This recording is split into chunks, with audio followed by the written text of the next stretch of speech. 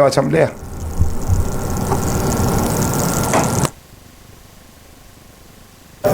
Adelante. Bueno, buenos días. Ahí estamos. Buenos días, querido Pocho, qué gusto verte. Igual. Encantado de estar en este espacio. ¿Usted me escucha y me ve bien? Perfecto, Osvaldo, perfecto. ¿Cómo no? Yo le añadiría, los mexicanos le dicen carro lleno también al tema, ¿no?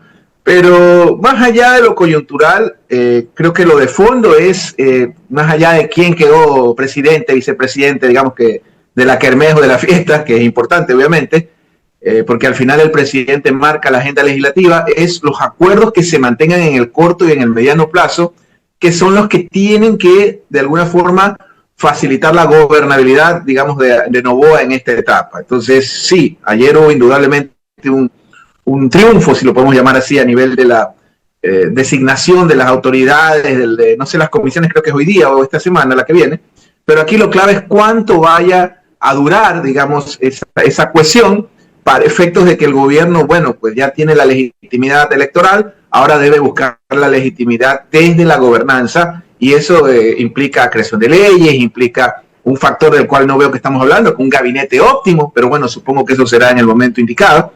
Así que, bueno, esperemos que esto se mantenga o se sostenga para garantizar la gobernabilidad dentro, obviamente, de lo que establecen los debates democráticos, la pluralidad, etcétera, etcétera. Ya, y contraer un censum, ¿qué pasó con la corriente opositora? Derrota total, encima aparece esto de el bloque de la gente, que tiene varias lecturas, que por ahí pudo haber sido una estrategia, pero también por ahí es el camino desbrozado para que ya algunos que están inconformes con tanta demencia, harta demencia, como diría por ahí José Delgado, harta demencia de los líderes de esta organización comiencen a salir.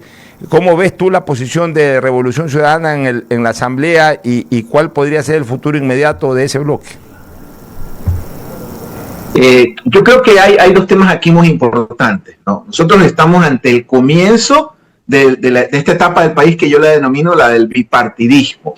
Y los procesos políticos, querido Pocho, usted conoce mejor que yo porque estuvo en su momento en el Congreso, los procesos políticos se legitiman, y no solo se legitiman, se institucionalizan. Entonces, con todos sus defectos y virtudes para el 44% de la población, la Revolución Ciudadana sigue siendo, digamos, la estructura política que tiene los cuadros, que tiene ideología, que tiene problemas, que tiene todo lo que usted quiera.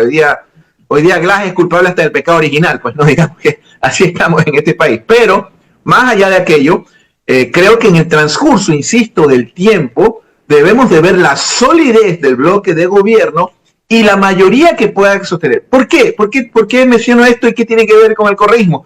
Porque indudablemente, también hay que reconocerlo, el correísmo ha sabido mantener con toda su tesis el fraude imaginario. En eso yo estoy totalmente en desacuerdo. Creo que el correísmo debería, primero, cerrar sus filas, segundo, proteger la unidad de su bloque, y tercero, defender la constitución que ellos plantean que es la mejor alternativa. Yo creo que esa debería ser la agenda del correísmo, más allá de estar hablando de este fraude que desde mi punto de vista no existe o no existió, más allá de las observaciones que podemos hacer del proceso por X, Y, Z.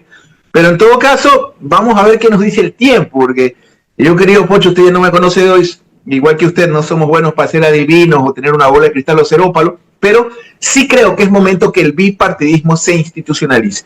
Y en ese bipartidismo hay dos fuerzas, indudablemente el correísmo, nos guste o no, y segundo, la del presidente Noboa, que tiene que solidificarse y no ser solo una coyuntura de un triunfo electoral. Osvaldo, ¿qué tal? Esteban Noboa te saluda, muy buenos días.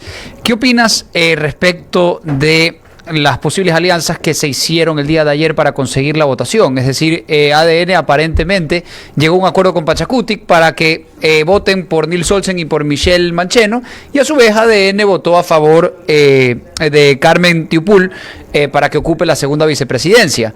En esa coyuntura el Partido Social Cristiano votaba a favor de unos, votaba a favor de otros, se veía que ellos querían esa segunda vicepresidencia, pero a las finales inclusive quedaron fuera del CAL.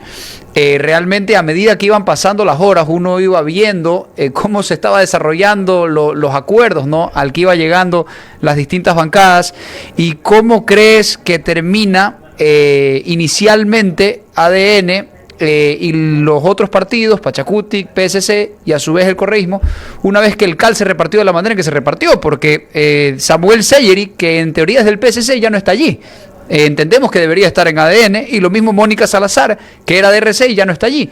Entonces, ¿cómo ves esta dinámica dentro del bipartidismo que mencionas, con el que estoy de acuerdo? Pero también hay votos bisagra, que son los de Pachacuti y el PSC, ¿no?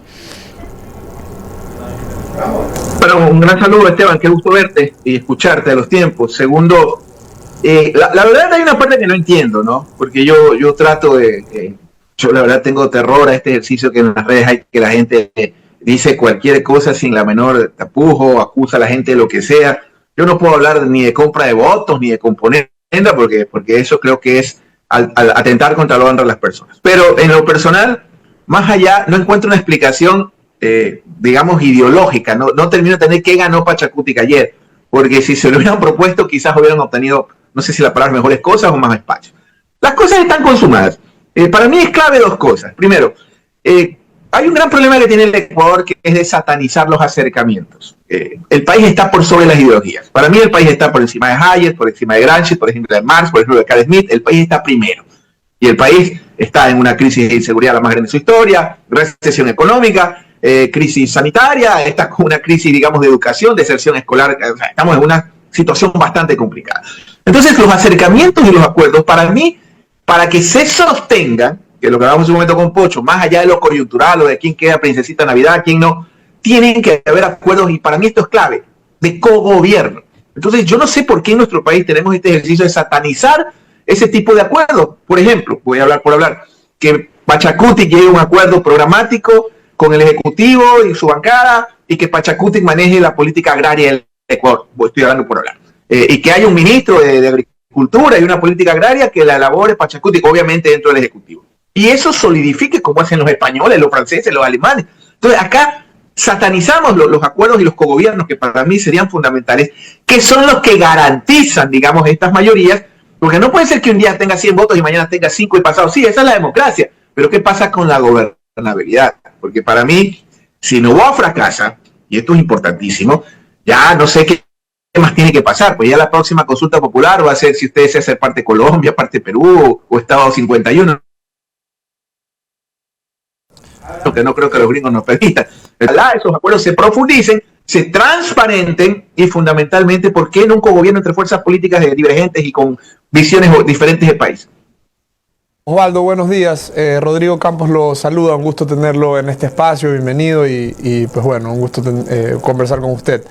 Para finalizar la entrevista, quería hacerle un par de preguntas. ¿Qué significa para el país tener un perfil como el de Nils Olsen presidiendo la Asamblea, teniendo en cuenta los desafíos inmediatos a los que enfrenta para recuperar la credibilidad de esta institución? Y también, ¿qué impacto tendrá esta mayoría y el control total del CAL por parte del ADN, en su opinión? Bueno, primero, un gusto saludarlo, no lo conocía, y celebro que haya gente joven en estos espacios. A buena hora lo veo, Esteban, lo veo usted. Muchas gracias, aquí Juan. estamos Pocho y yo, que somos contemporáneos, digamos. Muchas gracias, Juan. A ver, aquí hay dos cosas. La primera, hay algo que para mí me parece muy positivo del fenómeno Noboa, de la aparición de este ciclo de la historia, porque ya no podemos filosofar si Noboa era un gobierno de transición. No, ya no lo es. Ya el pueblo decidió que no sea transición, que hay un proceso que se llama Daniel Noboa. ¿Cuál es uno de sus factores positivos para mí? ¿Qué es lo que no todavía hace la izquierda? Noboa jubila a toda la clase política del centro a la derecha, del centro hasta la derecha. Y hay un dicho muy, muy popular en la ciencia política, que decimos que los líderes políticos no se los puede retirar, hay que retirarlos. Los viejos líderes políticos no se retiran, los retiran. Me parece que Noboa, con su aparición y su incursión en la obra de teatro de Ecuador, jubila, digamos, o despoja de espacio, ocupa el espacio, digamos, genera un liderazgo nuevo, silente, como quieras llamarlo, pero hay un liderazgo. Bueno, muy bien, mil disculpas, Osvaldo, se congeló el internet y la verdad es que no podemos seguir disfrutando de